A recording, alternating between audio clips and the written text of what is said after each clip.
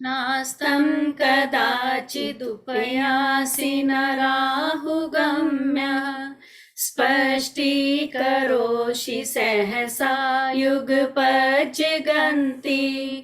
नाभोदरोदरनिरुद्ध महाप्रभावा सूर्यातिशायि महिमासि मुनीन्द्रलोके।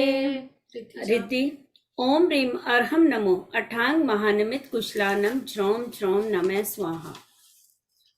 मंत्र ओम नमो नमियुन अट्ठे मट्ठे श्रुद्ध विगट्ठे श्रुद्ध पीड़ां जठर पीड़ां भंजे भंजे सर्व पीड़ां सर्व रोग निवारणम कुरु कुरु स्वाहा। ओम नमो अजित शत्रु पराजयम कुरु कुरु स्वाहा।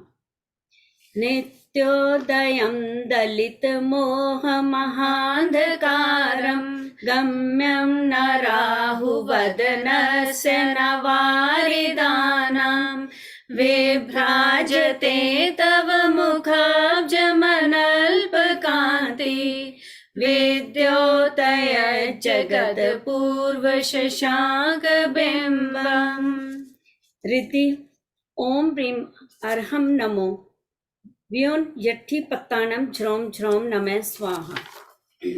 मंत्र जाप ओम नमो भगवते जय विजय मोहे मोहे स्तंभय स्तंभय स्वाहा।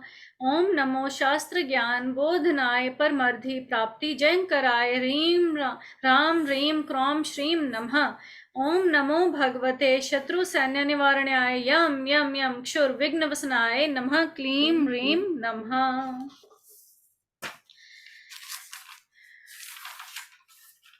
इसमें कहते हैं कि 16th गाथा में दीपक के साथ परमात्मा की मानतुंग सूरी जी ने परमात्मा की दीपक के साथ उपमा करी, परंतु आखिर में कह दिया दीपोपरस्त्व मसीनाथ जगत प्रकाशः। आप अलौकिक दीपक हो, मैं आपकी लौकिक दीपक से कंपैरिजन करने चला था। अब 17th श्लोक में उन्होंने सूर्य के साथ उपमा करी और कहते कि मैं कंपैरिजन करने तो गया सूर्य से, पर एंड में लिख दिया सूर्यातिशायी महिमासि मुनीन्द्र लोके। आप सूर्य से भी अतिशय महिमा वाले निकले। फिर 18th श्लोक में उन्होंने क्या किया, चंद्रमा से तुलना करी, पर फिर एंड में लिख दिया विद्योतय जगत पूर्व शशांक बिंबम, पर आप तो अपूर्व चंद्र निकले।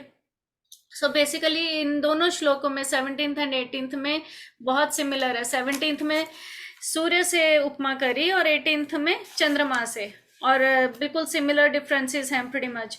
कि ये जो उदय अस्त वाली बात है ना सूर्य की चंद्रमा की, ये तो गगन में घूम रहे हैं, कभी हैं कभी नहीं हैं, और हर समय तो ये अवेलेबल नहीं है वहां पर। तो ये बोलते हैं कि घटने वाली ये उदय अस्त की कहानी, जो सूर्य आसमान में घूमता है, चंद्रमा आसमान में घूमता है, भ्रमण करता है, उसके साथ हर रोज के घटने वाली घटना है। परंतु यह परमात्मा का जो ज्ञान रूपी सूरज कभी भी अस्त नहीं होता।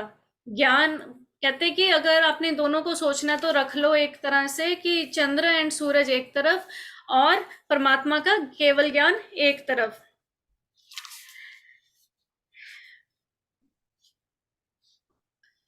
इनमें डिफरेंसेस ये पहला है कि केवल सूर्य और चंद्र अस्त उदय होते हैं और परमात्मा का केवल रूपी ज्ञान कभी भी अस्त नहीं होता। और दूसरा डिफरेंस, सूर्य और चंद्र सीमित क्षेत्र को प्रकाशित करते हैं, कि सीमित क्षेत्र को, कभी कभी वो अगर इंडिया में दिन है तो अमेरिका में रात है, अमेरिका में रात दिन है तो इंडिया में रात है, तो हर समय सेम टाइम पे उजाला नहीं रहता उनका।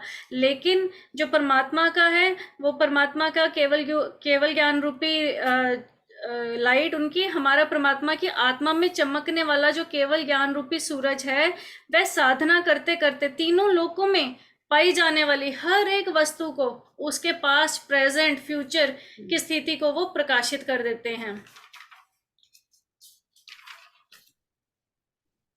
थर्ड है कि चंद्र और सूर्य को राहु ग्रस्त कर लेते हैं, कि अब हमें कोई भी कर्म का उदय आ जाए तो वो हमें अपने में ग्रस्त कर लेते हैं।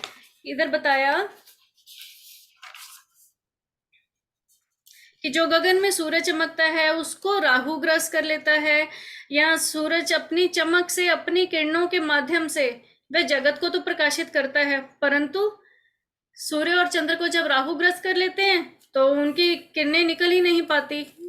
परंतु परमात्मा का जो ज्ञान है, केवल ज्ञान है, उसको कभी भी कर्म रूपी राहु मतलब ज्ञानावर्णीय कर्म, दर्शनावर्णीय कर्म, मोहनीय कर्म, अंतराय कर्म रूपी राहु कभी भी ग्रस्त नहीं कर सकता। कहते वह क्या कर्मों की निर्जरा करवा रहे हैं परमात्मा, आप ही कर रहे हो, मुझे तो करना भी नहीं पड़ रहा। भगवान सतत हमेशा मेरे साथ है और सतत ही निर्जरा के मार्ग पर मुझे आगे आगे लेकर जा रहे हैं। फिर है कि गगन में चमकने वाला, ज्योति को फैलाने वाला और स्वयं की ज्योति स्वरूपी ऐसे सूरज को यदि काले बादल ढक दें, अगर बादल, चंद्रमा को भी और सूरज को भी जब बादल ढक देते हैं तो उनके वो कुछ भी नहीं कर सकते उस समय में। कहते लेकिन भक्त की जब ऐसी दशा जागृत होती है ना, जहां प्रेम से भरी, मस्ती से भरी, आनंद से भरी असीम जगत के लिए जब ऐसी दशा जागृत होती है ना, तो छुपाए भी नहीं छुपती। जब कभी वो बादल आ जाते हैं तो सूरज और चंद्रमा तो छिप जाते हैं, लेकिन जो भक्त है वो तो कभी, उनकी जो असली भक्ति है वह छुपाए भी नहीं छुपती। कहते भले ही पांचवें आर्य का समाज में ढोंग क्यों ना चल रहा हो, ऐसा परमात्मा आपके बोध से जो मुझे प्राप्त हुआ ना, वो बिल्कुल ऐसे है कि जैसे कहते हैं कि पग घुंघरू बांध मीरा नाचेगी। क्या सच्ची में मीरा ने घुंघरू बांधे थे? नहीं, पर लेकिन उसकी भक्ति ऐसी कि जैसे घुंघरू बांधा हुआ व्यक्ति जहां से निकलता उसकी आवाज आती है ना, और पता चलता है कि वो यहाँ से निकला। ऐसे ही ये भक्त भी ऐसे कि किसी के पास से निकल जाए तो तुम्हारे अंदर कंपन हो जाए, कोई वाइब्रेशंस हो जाए, तो समझ जाना उस पर किसी सजीवन ज्ञानी का प्रभाव है। इमेजिन करो केवल ज्ञानी का क्या प्रभाव होगा। अब कर्म रूपी काले कलूटे बादल जब परमात्मा की आत्मा से हट गए तो उनके प्रताप को कोई रोक सकता है? कभी भी नहीं। तो इस श्लोक में मुनि का अर्थ है, पहले उन्होंने ये भी बताया कि मानतुंग सूर्य जी महाराज कहते हैं कि आपका ज्ञान रूपी प्रकाश तो गुफा में पड़ी हुई चीजों पर भी प्रकाश डाल देता है। इस श्लोक में मुनि का अर्थ है जो अपने लक्ष्य के प्रति जो आगे बढ़ने के लिए कोशिश करता रहता है। तीर्थंकर परमात्मा मुनींद्र हैं सच में, जो दीक्षा लेते हैं कि पहले वह सभी इंद्रियां कौन कौन सी, चक्षु इंद्री, श्रुत इंद्री, स्पष्ट इंद्री, नासिक इंद्री, वाणी के मौन, सभी इंद्रियों का मौन करते हैं। कि वो उस हद तक मौन करते हैं इन चीजों का कि अगर मान लो चक्षु इंद्री का, कि जैसे जब आंखें खुली भी हो तो भी उनको कुछ दिखे ना,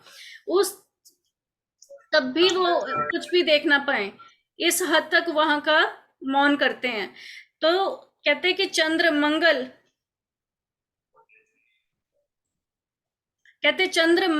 बुध, बृहस्पति, शुक्र, शनि, जैन परंपरा में 84 ग्रहों का मालिक यदि कोई है तो वह है सूर्य।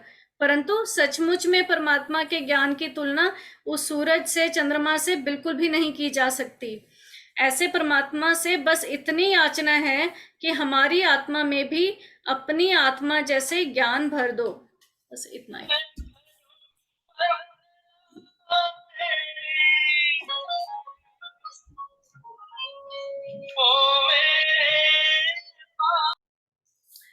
मंजू दीदी की बुक से 17th श्लोक। O master of munis, it is also not possible for us to compare your qualities with the sun, because sun rises and sets every day. You are ever self-luminous, and hence rising and settings are not there. The star of solar energies enlightens only a small part of the universe and then slowly moves to the other parts, leaving darkness behind. Occasionally, Rahu also eclipses him. But, O master of munis, as you enlighten the whole universe at a single time, and as you possess the infinite knowledge, as your preachings from Agams can never be challenged by any logic, and as your most glorious Shashan, Jain Dharma, can never be shadowed or overcome by other schools of philosophies, you surpass the sun. the benefit of this shloka is that it's very extremely useful for overall functioning of human body. It cures various gastrointestinal diseases of the stomach, kidney, liver, gallbladder, pancreas, and other gastric organs.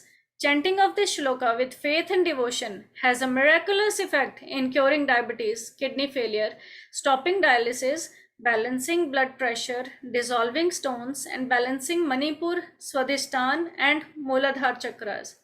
It is also very effective in modifying the thought process and increasing the acceptance to various situations and circumstances, thereby also preventing a lot of knee replacement cases. 18th shlok ka meaning: O God, since you can never be compared with the sun, can we now look for the moon? Alas, moon rises and sets at indefinite times. It shines in the night only. God, you are ever risen and showing the path of salvation to your devotees during the day and night alike. All deserving suffer from their illusions from time immemorial are benefited by your preachings, and by undertaking the penance had destroyed their pitch darkness within no time. The moon is eclipsed by Rahu time and again, but O my Lord, you are so good to mankind that you eclipse the fallacies and ill thoughts forever. The black spots are apparent on the face of the moon, whereas while we see you, your clean personality glows with cool and soothing halo. Moon looks pale in front of you. Moon rises on one end of the earth and sets on the other, whereas you spread your aura in entire universe, Triloka, at all times. Purpose and benefit of Shlok 18th. According to astrology, the mind is controlled by planet Moon. If your moon is not placed in the proper position or is weak, you will experience mental and emotional disturbances and disorders. You're likely to have mood swings, depression, anxiety, illusions, hallucinations, and various psychosomatic disorders. Chanting of this shloka with faith and devotion removes illusion, clarifies vision, and provides peace and contentment. Over to you, Kashmira Didi. जय जिनेन्द्र सभी को। आज 17वें और 18वें श्लोक का हम करने जा रहे हैं। 17वें श्लोक है: नास्तं कदाचिदुपयासि न राहुगम्यः स्पष्टीकरोषि सहसा युगपज्जगन्ति नाम्भोदरोदर निरुद्ध महाप्रभावः सूर्यातिशायी महिमासि मुनीन्द्रलोके। मेघ ढके न तेज न ग्रसे राहु नहीं अस्त तब रवि महिमा श्रेष्ठ है द्योतित भुवन समस्त। हे मुनीन्द्र, आपकी महिमा सूर्य से भी अधिक है, क्योंकि न तो कभी आप अस्त होते हो न राहु के द्वारा ग्रसे जाते हो और न ही सीमित क्षेत्र को प्रकाशित करने वाले हो, तथा मेघ भी आपके तेज को नहीं रोक पाते, इसलिए आप अद्भुत ज्ञान भानु हो। भानु यानी कि सूर्य। क्वेश्चन आंसर है उसके। इस श्लोक में भगवान के लिए क्या विशेषण दिया गया है?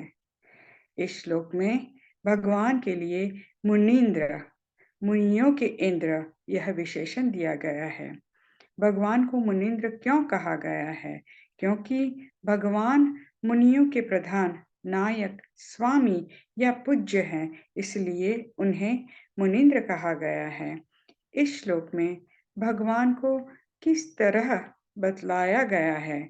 इस श्लोक में भगवान को सूर्य से भी अधिक महिमाशाली बतलाया गया है। भगवान को सूर्य से भी अधिक महिमाशाली बतलाने का क्या कारण है? पहला है, सूर्य संध्या के समय अस्त हो जाता है, पर जिनेन्द्र भगवान रूपी सूर्य कभी अस्त नहीं होता। दूसरा है, सूर्य को राहु ग्रस लेता है, पर जिनेन्द्र भगवान रूपी सूर्य को राहु कभी ग्रसता नहीं। तीसरा है सूर्य अपना प्रकाश क्रम क्रम से 2.5 द्वीप में फैलाता है। जैसे दीदी ने कहा ना, कभी रात यहाँ होती है यूएसए में तो दिन होता है इंडिया में, जब रात इंडिया में होती है तो दिन हमारे यहाँ यूएस में होता है, ऐसे है। पर जिनेंद्र भगवान रूपी सूर्य एक साथ तीनों लोगों को प्रकाशित करता है। चौथा है सूर्य के तेज को तो मेघ ढक लेते हैं, पर जिनेंद्र रूपी सूर्य के तेज को कोई रोक नहीं सकता। उपयुक्त कारणों से ही, इन सभी कारणों से ही भगवान जिनेंद्र को सूर्य से भी अधिक महिमाशाली बतलाया गया है। 5वां क्वेश्चन है, भगवान के ज्ञान रूपी सूर्य का प्रकाश कितना बतलाया गया है? करोड़ों करोड़ चंद्रमा और सूर्य के प्रकाश से भी अधिक प्रकाश ज्ञान सूर्य का बतलाया गया है। इसमें एक मैंने कहीं से देखा था, शायद ये समता सागर जी महाराज का, जब मैं सुन रही थी तो इस श्लोक पे उनका विचार पथ था प्रभु का आलम्बन, यानी कि प्रभु का सहारा लेकर हम भी प्रभु बन सकते हैं। 18वां श्लोक है, नित्योदयं दलितमोहमहान्धकारं गम्यं न राहुवदनस्य न वारिदानां विभ्राजते तव मुखाब्जमनल्पकान्ति विद्योत्तयज्जगदपूर्वशशाङ्कबिम्बम्। नित्य उदितम मोह हर मेघ न राहु गम्य, सौम्य मुखाम्बुज चंद्र वह जिसकी आप अदम्य। हे भगवान, आपका मुख कमल तो एक अद्भुत चंद्रमा के समान है जो सदा उदित रहता है। मोह अंधकार का नाशक और राहु के द्वारा ग्रसित जाने के अयोग्य है। त्रिभुवन प्रकाशी, मेघों के द्वारा न ढकने वाला तथा अत्यधिक कांति का धारक है। क्वेश्चंस है उसके। इस श्लोक में आचार्य मानतुंग जी ने क्या दर्शाया है? आचार्य मानतुंग जी ने भगवान के मुख कमल की शोभा को इस श्लोक में दर्शाया है। भगवान के मुख कमल को श्लोक में किस तरह से दर्शाया गया है? अपूर्व शशांक बिंबम, अपूर्व चंद्र बिंब की तरह भगवान के मुख कमल को दर्शाया गया है। भगवान के मुख कमल को अपूर्व चंद्रमा क्यों कहा गया है? क्योंकि चंद्रमा में सुंदरता होते हुए भी कुछ दोष, कमियां पाए जाते हैं, किंतु भगवान का मुख चंद्र तो एकदम निर्दोष है, इसलिए वह अपूर्व चंद्र बिंब है। किन विशेषताओं के कारण भगवान के मुख को अपूर्व चंद्र कहा गया है? पहला है, यह चंद्रमा दिन में अस्त हो जाता है, पर प्रभु का मुख चंद्र हमेशा उदित रहता है। दूसरा है, यह चंद्रमा केवल अंधेरे को हरता है, पर प्रभु का मुख चंद्र तो अंधकार के साथ मोह रूपी अंधकार को भी नष्ट करता है। तीसरा है, चंद्रमा राहु के द्वारा ग्रस जाता है, पर प्रभु के मुख चंद्र को राहु ग्रस नहीं सकता। चौथा है, चंद्रमा को बादल ढक लेते हैं, पर भगवान के मुख चंद्र को बादल कभी नहीं ढक पाते। 5वां है, चंद्रमा सीमित कांति वाला और उसमें भी कृष्ण पक्ष में घटती हुई कला यानी कि कांति वाला है, किंतु प्रभु का मुख चंद्र तो अल्प कांति वाला और सदा एक सा ही रहता है। और छठा है, चंद्रमा तो केवल मध्य लोक को ही प्रकाशित करता है, पर हमारे प्रभु जिनेंद्र देव के मुख चंद्र की कांति तीनों लोकों को प्रकाशित करती है। इन विशेषताओं के कारण ही भगवान के मुख को अपूर्व चंद्र कहा गया है। आज का यहाँ तक ही। सभी को जय जिनेंद्र। थैंक यू दीदी। जय जिनेंद्र। जय जिनेंद्र सबको, सबका हर